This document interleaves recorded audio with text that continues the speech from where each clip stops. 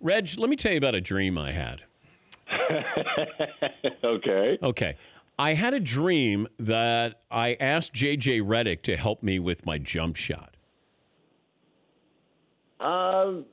Number one, I'd probably ask you, what did you eat before you went to bed? Because they say sometimes that affects dreams.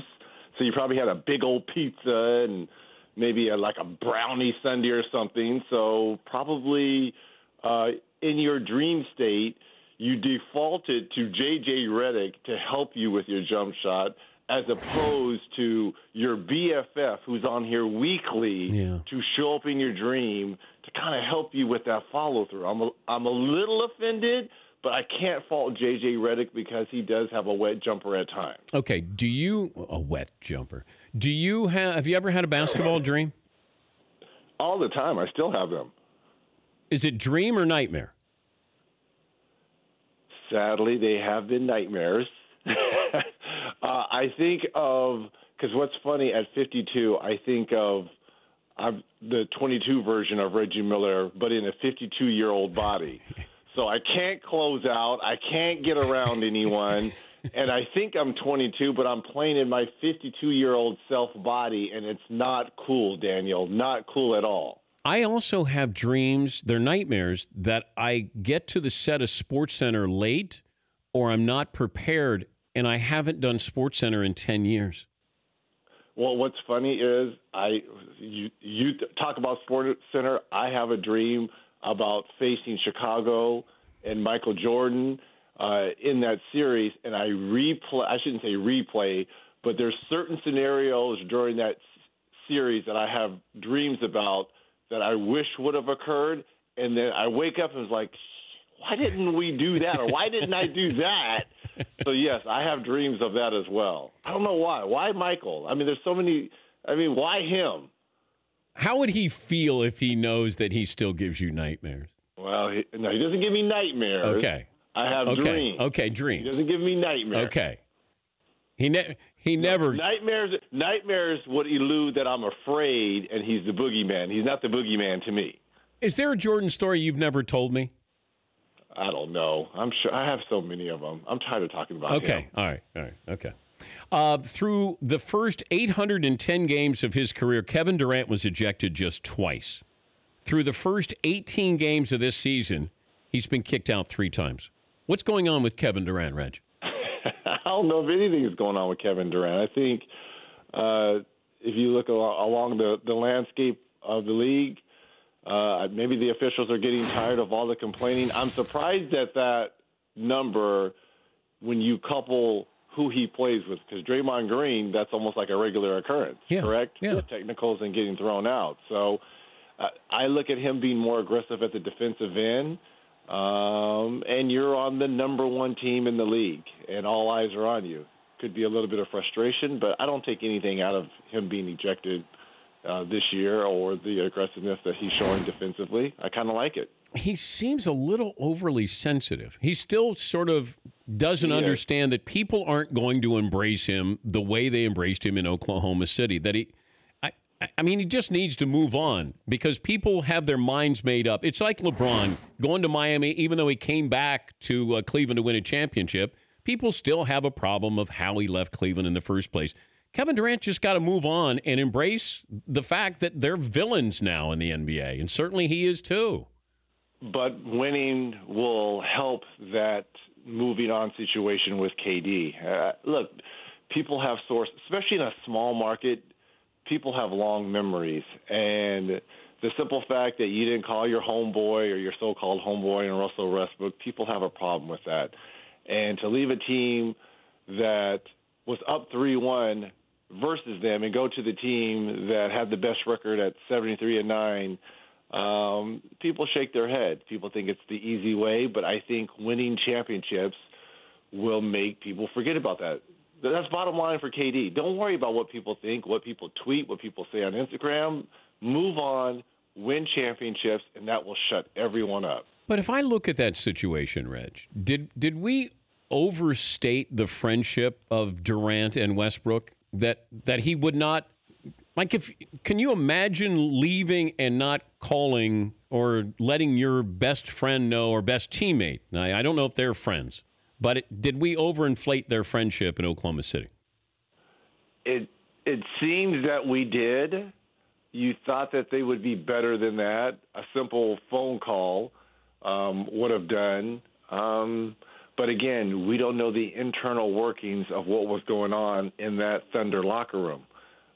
We thought they were closer than that, but apparently they weren't. And when you see them play against one another and you see the John and, going headbutting each other, I like it personally. I like rivalries. You don't have to like someone to play with or against them. So I kind of like it. Everyone doesn't have to high five and hug it out before a game. It's okay with fist bumping and let's play and let's talk a little trash But I got it, Reg. I still have to I have to at least say, hey, I'm leaving. I just want you to know before anybody else knows, and I can't wait to come at you. I'm fine with that. I'm fine that once they get on the floor, they don't like each other. But I have to, out of respect, give you a heads up here. And I thought that Durant, I don't care if you don't like Westbrook. So how long do you have to hold this grudge? I mean, what if KD has tried to reach out now? Is it too late now to reach out? Yes. Okay, so how long do you hold this grudge? Forever? If I'm Westbrook, I hold on to it forever. I have no problem with that. Yeah, I mean, I would. I have no problem with that. Yeah, I mean, when Keith Olbermann left SportsCenter, now this is the only way I can make a reference to it, but Keith at least told me he was going to Fox. And I said, bring your lunch and bring your dinner because I'm going to bring it every single night. We're going to crush you. And that was my approach. Loved working with him. Best teammate I ever had. But he at least told me, I'm going to Fox. And my response was, you better bring it because I'm bringing it every single night. So let me ask you a question. Today, are you guys cool? Will he call you up? We're fine. No or yes? Well, you're fine. You're cordial. You're cordial. We weren't friends. We got along great, but outside of work, we weren't friends. And then he's gone into other things in politics, and I stayed in this business. So we don't cross paths. But when we were there, I would have done anything for him. And when he left to go to Fox, I wanted to crush him. Looking at the relationship between KD and Russ, and I'm just a simple basketball player, now broadcast analyst, looking at the relationship and looking at that last game, it does look like KD is trying to mend the fence, and Russell doesn't want to have anything to do with it. No, I wouldn't. It and does. I'm okay with that. And if you're KD, move the hell on. Who cares? He can't. By the way, he can't. You got Lakers at the 76ers on Thursday night. Wow.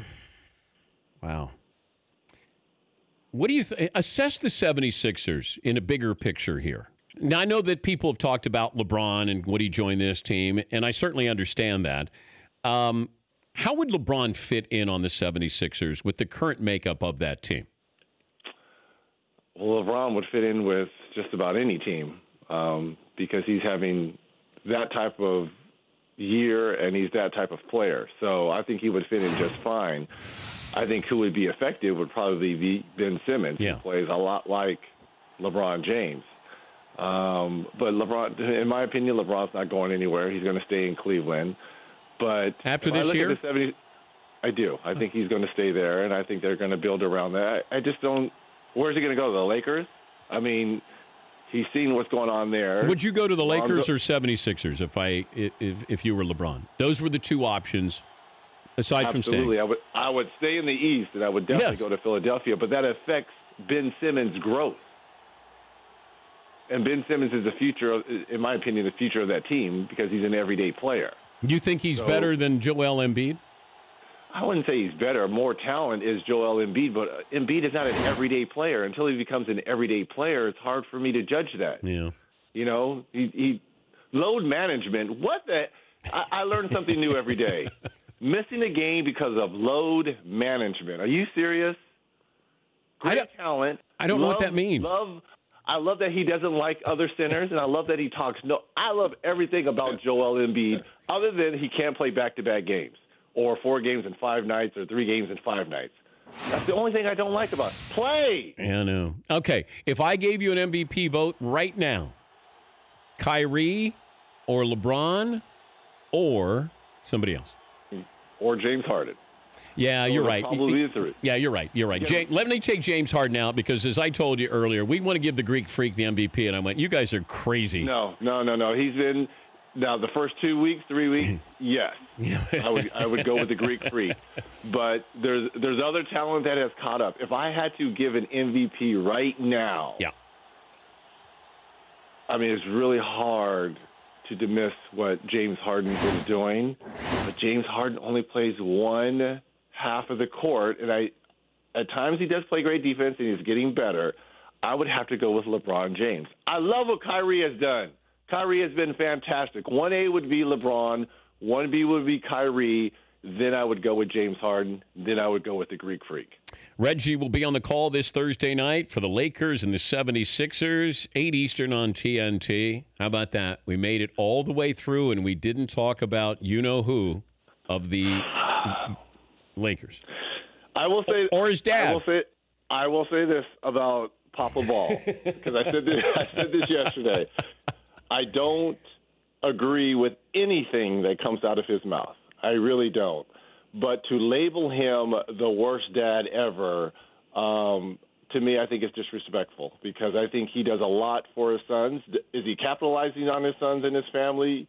Absolutely. But there's a lot of dads that don't want anything to do with their kids, and he's not one of them. So I can't call him the worst dad. No, he's not. I wish he would just do things differently, and I wish he would say things to help promote his sons as opposed to putting targets on their backs. That's my personal opinion. And now taking him out of college, and now he's preparing him. And preparing him from the NBA. There's two places Jello Ball will not be playing next year. The NBA and China. Those are two places he will not be playing basketball. Okay? Have fun on Thursday night, and we'll be watching, Reg. Thank you. You're the best, Theodore. That's Reggie Aloysius Miller. For more Dan Patrick Show, tune to Audience Channel 239 on DirecTV or download the Dan Patrick Show app.